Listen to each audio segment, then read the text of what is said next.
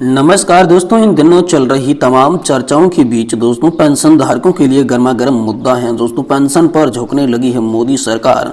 हाल ही में होने वाले चुनाव का दिख रहा है चमत्कार। वही दोस्तों आज की पेंशन से जुड़ी तमाम बड़ी खबरें जो कि ईपीएस 95 पेंशन सरकारी कर्मचारी और राज्य कर्मचारियों की पेंशन से जुड़ी हुई है, तमाम बड़ी खबरें आज की इस वीडियो में हम आपको देने वाले हैं, जिसमें दोस्तों एनपीएस में होगा डबल फायदा। पेंशनर्स के साथ साथ बेहतर रिटर्न को लेकर भी अब सभी के लिए बड़ी खबर सामने आई है। वहीं दोस्तों बजट 2024 को लेकर अहम मुद्दा जो है, अहम खबर सामने आई है।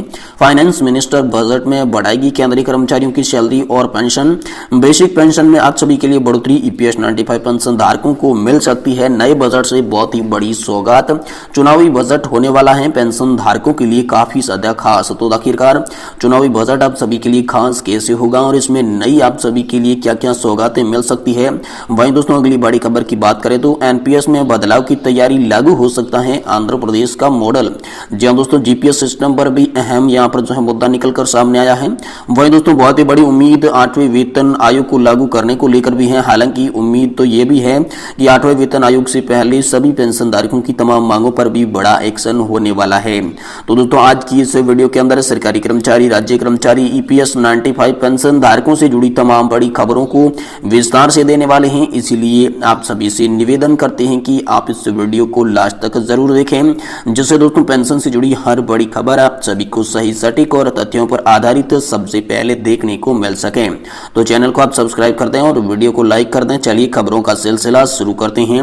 दोस्तों पहली बड़ी खबर आ रही है, एनपीएस में होगा डबल फायदा, पेंशन के साथ बेहतर रिटर्न। जी हां दोस्तों, अब एनपीएस योजना को लेकर लगातार सुर्खियों में मुद्दा सामने दिखाई दे रहा है। एक तरफ जहां पर एनपीएस के विरोध में सरकारी कर्मचारी और ईपीएस 95 पेंशन धारक प्रदर्शन कर रही हैं, वहीं दोस्तों सरकार एनपीएस को और ज्यादा पॉपुलर बनाने के लिए लगातार कमेटियां गठित करके यहां पर अधिक फायदा देने को लेकर जोर दे रही है, जिसमें दोस्तों कहा यह जा रहा है कि एनपीएस में ही आप सभी को डबल पेंशन का फायदा देखने को मिल सकेगा और पेंशन के साथ साथ महंगाई राहत और अन्य तरीके के भत्ते भी जो हैं यहां पर एनपीएस के तहत दिए जाएंगे। ये बड़ी खबर है। वही दोस्तों अगली बड़ी खबर की बात करें तो बजट 2024 को लेकर इंपोर्टेंट जानकारी निकलकर सामने आ चुकी है, जिसमें फाइनेंस मिनिस्टर बजट में पेंशन धारकों को दे सकती हैं बड़ी सौगात।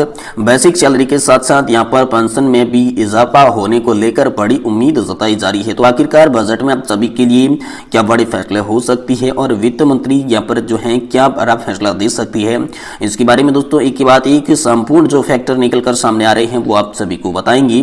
इसलिए आप वीडियो को पूरा देखें, तभी आपको पूरा मामला समझ में आ पाएगा। तो चलिए शुरू करते हैं। देखिए दोस्तों, बजट में मोदी सरकार सरकारी केंद्रीय कर्मचारियों को बम्पर सैलरी हैक और पेंशन धारकों को बढ़ोतरी का लाभ दे सकती है। अगर बजट में वित्त मंत्री सरकारी कर्मचारी और पेंशन धारकों की डिमांड मान ले तो दोस्तों सरकारी कर्मचारियों की सैलरी के साथ साथ पेंशन धारकों की पेंशन राशि में भी बम्पर बढ़ोतरी देखने को मिलेगी। केंद्रीय कर्मचारी काफी समय से फिटमेंट फैक्ट बढ़ाने की मांग कर रहे हैं।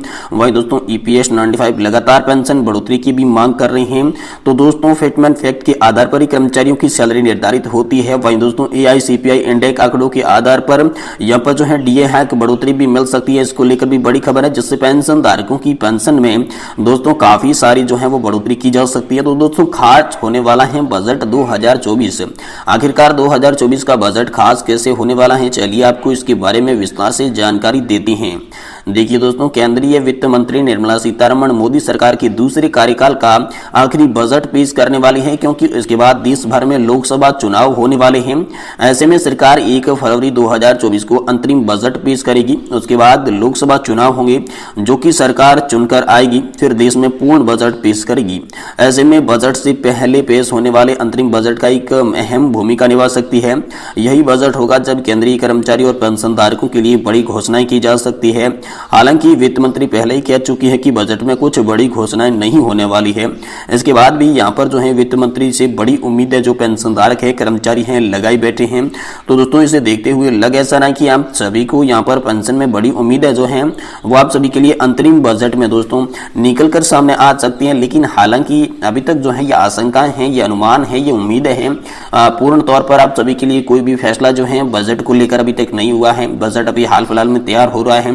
जिसका प्रारूप धीरे धीरे सामने आने लगा है, जिसमें पेंशन धारकों के हाल ही में जो प्रदर्शन हुए थे उन प्रदर्शनों से काफी मोटा असर पड़ा है। तो इसे देखते हुए लगता है कि आप सभी के लिए पेंशन में जो है राहत 2024 के अंतरिम बजट में भी हो सकती है, जो कि प्रारूप में भी साफ तौर पर देखा जा चुका है। वहीं अगली बड़ी खबर की बात करें तो दोस्तों एनपीएस में बदलाव की तैयारी लागू हो सकता है। आंध्र प्रदेश का जीपीएस मॉडल, वहीं 8वें वेतन आयोग का जो रुख है वो तो साफ नहीं दिख रहा, फिर भी दोस्तों यहाँ पर कर्मचारियों को बड़ी उम्मीद इससे दोस्तों नजर आ रही है। तो चलिए आखिरकार क्या उम्मीद है और क्या दोस्तों आप सभी के लिए खुशखबरी हो सकती है, चलिए आपको विस्तार से बताते हैं। देखिए दोस्तों, देश भर के सरकारी कर्मचारी पुरानी पेंशन बहाली की मांग कर रहे हैं। हालांकि गैर बीजेपी शासित राज्यों ने पुरानी पेंशन व्यवस्था को लागू भी कर दिया है। वहीं ओल्ड पेंशन को लेकर लगातार आंदोलन भी हो रहे हैं। पिछले ही दिनों में दिल्ली के रामलीला मैदान में देश भर से आई सरकारी कर्मचारियों ने सरकार पर दबाव बढ़ाने के लिए धरना प्रदर्शन किया था। वहीं केंद्र सरकार साफ कह चुकी है कि फिलहाल ओपीएस पर कोई भी योजना नहीं है।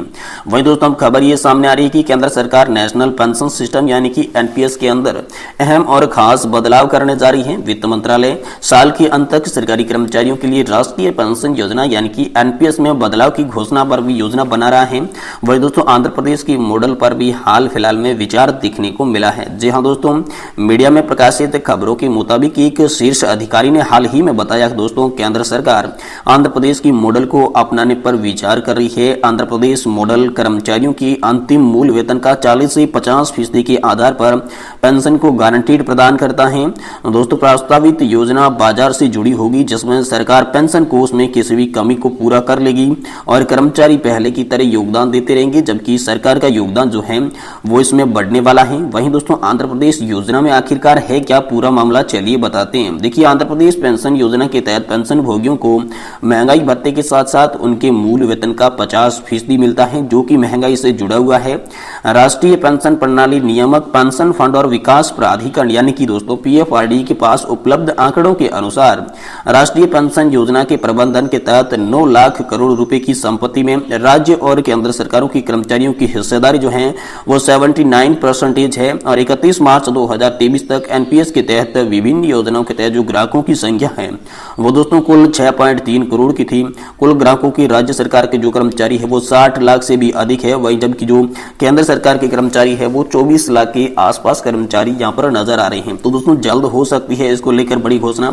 इसमें दोस्तों वित्त मंत्रालय के शीर्ष अधिकारी ने कहा कि नई पेंशन योजना की जल्द घोषणा हो सकती है। समिति के तौर तरीकों पर काम कर रही है, जो कि मुख्य रूप से आंध्र प्रदेश मॉडल पर आधारित है, यानी कि जो गठित की गई थी, कमेटी बनाई गई थी, वो दोस्तों समिति जो है वो योजना के जो तौर तरीके है उस पर हाल फिलहाल में काम कर रही है। और दोस्तों आंध्र प्रदेश जो मॉडल है जिस पर आधारित ये समिति है विचार कर रही है, ये बाजार से जुड़ा होगा। केंद्र ये सुनिश्चित करेगा कि पेंशन भोगियों को अंतिम वेतन का कम से कम 40 से 50% कैसे मिले, ये बात बताएंगे। वहीं दोस्तों कर चुकी है केंद्र सरकार बिल्कुल भी साफ। तो आखिर केंद्र सरकार ने क्या साफ किया इसके बारे में चलिए आपको बताते हैं। देखिए हाल ही में संसद में भी ओल्ड पेंशन स्कीम की बहाली को लेकर सरकार से सवाल पूछा गया।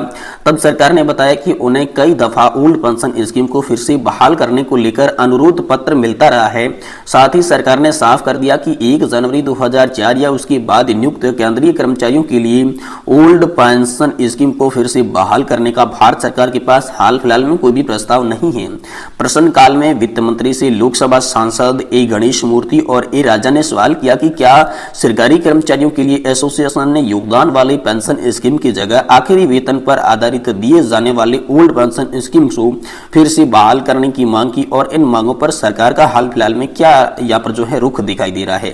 तो दोस्तों इस प्रश्न पर लिखित जवाब वित्त राज्य मंत्री पंकज चौधरी ने दिया कि 1 जनवरी 2004 को या उसके बाद नियुक्त की गई ओल्ड पेंशन स्कीम को फिर से बहाल करने का भारत सरकार के सामने कोई